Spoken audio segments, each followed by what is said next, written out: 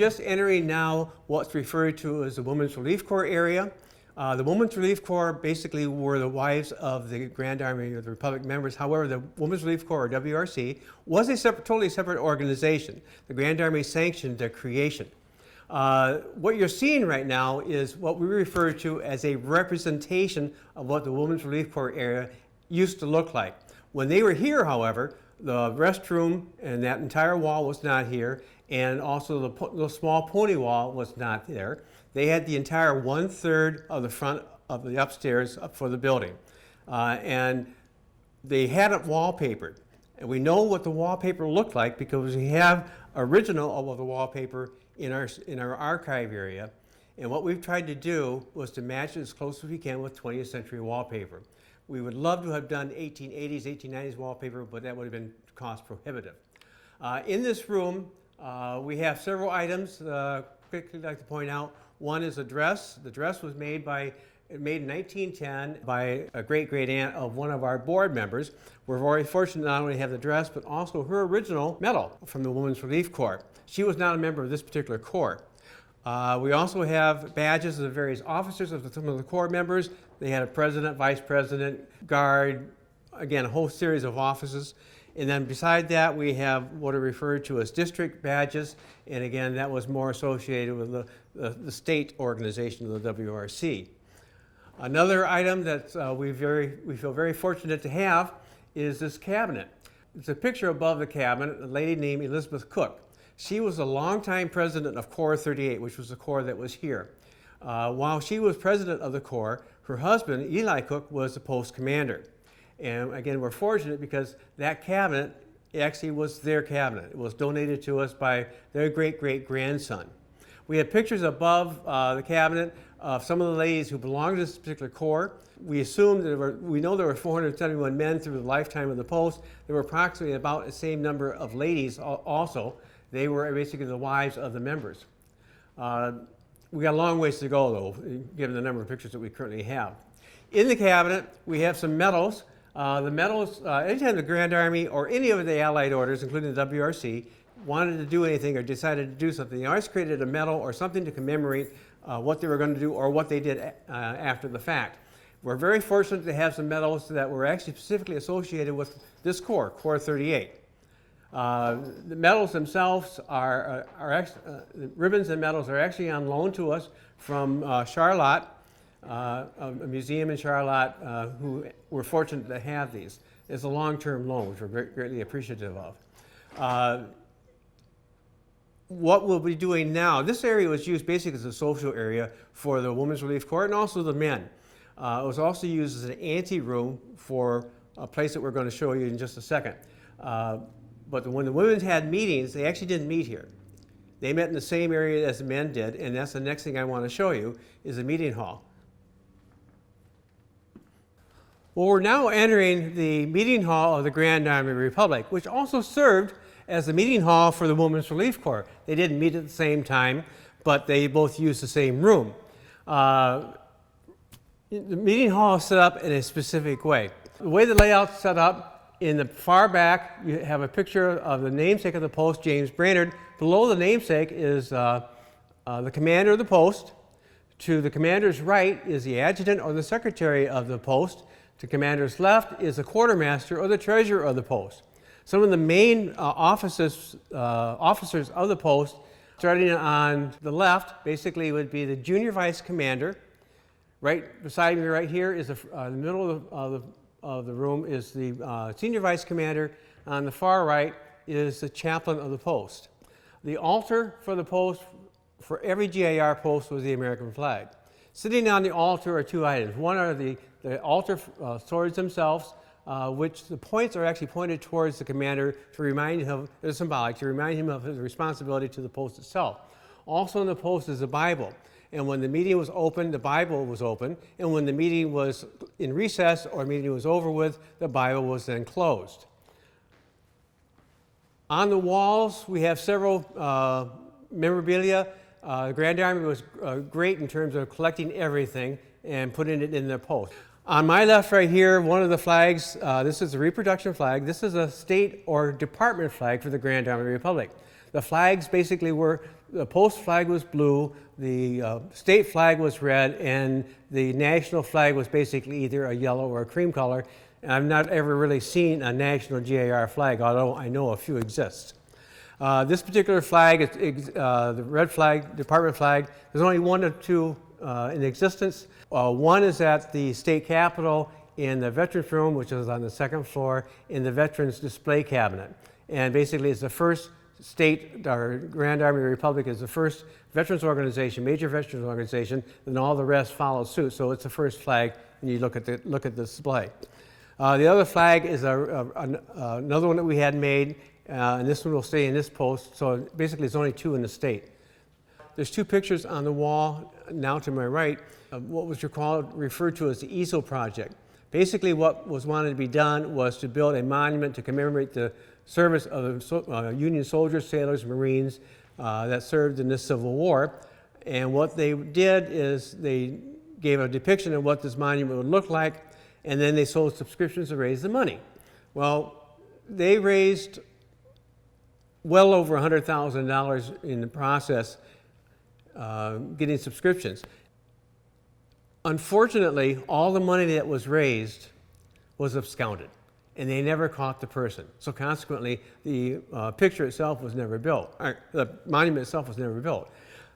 But as a result of that activity, that's one of the most common artifacts you'll find across the country. They're all over the place because so many were sold. So it's an interesting sidelight on the story of how things unfortunately can go wrong.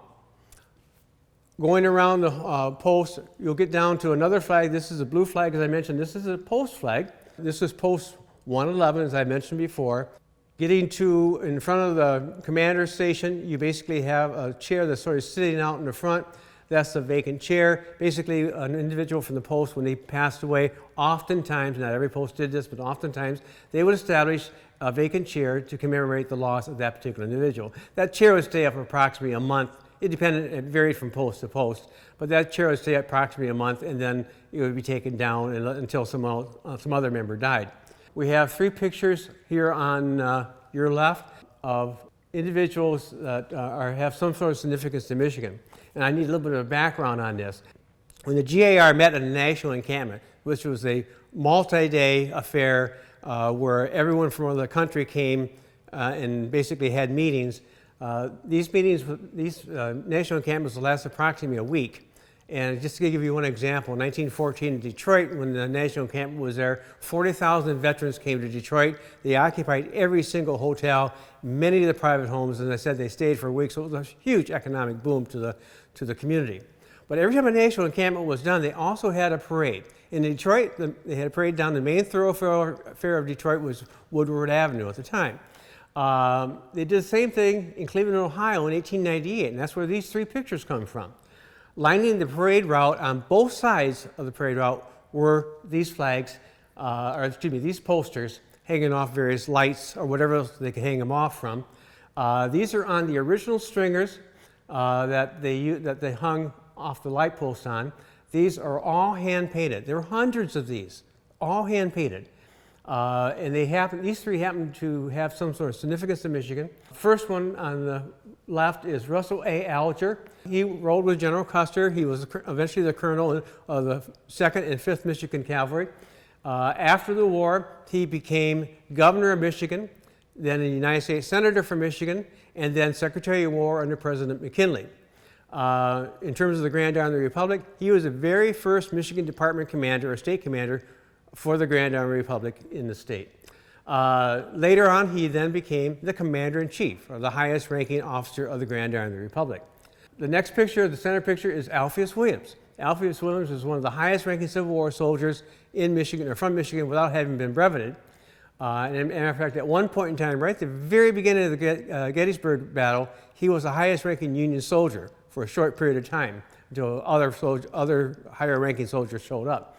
But anyway, Alpheus Williams from Detroit, and if you ever get to Belle Isle, and which is an island in Detroit, you'll see an equestrian statue. It's one of two equestrian statues that exist in the state.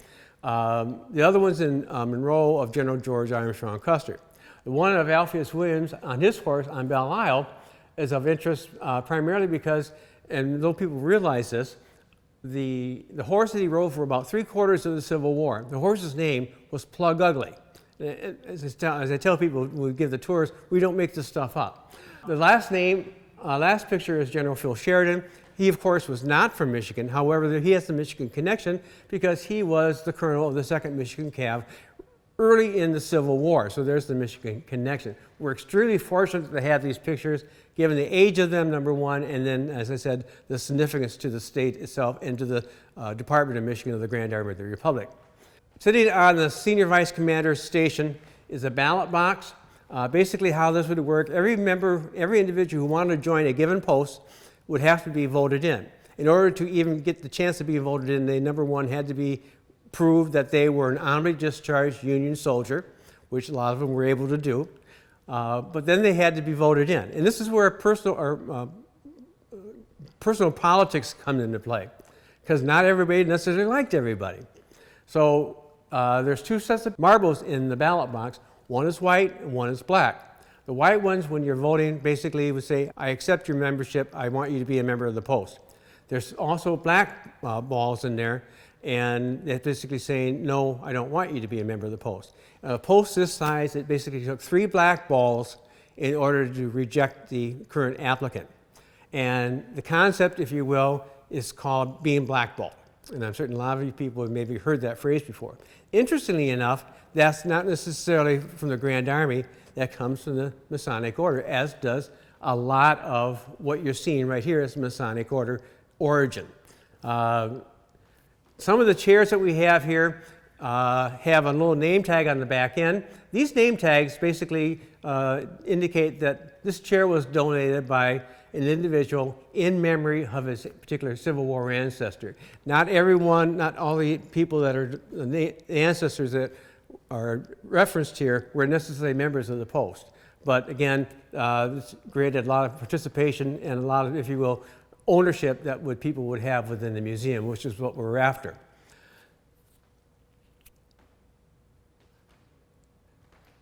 What I've given you is sort of a whirlwind tour. In order to get more information, you really, every picture has some sort of information tag on it, and you really have to spend hours in here to read all the information. So again, I hope this has been helpful in terms of, for those who cannot necessarily get upstairs, you can at least see what's going on upstairs and how we have it set up and what we're trying to do. I appreciate the opportunity to provide this information to you. I've mentioned before downstairs to other people that we are basically a 501c3 organization. We're donatable. We run a totally free museum.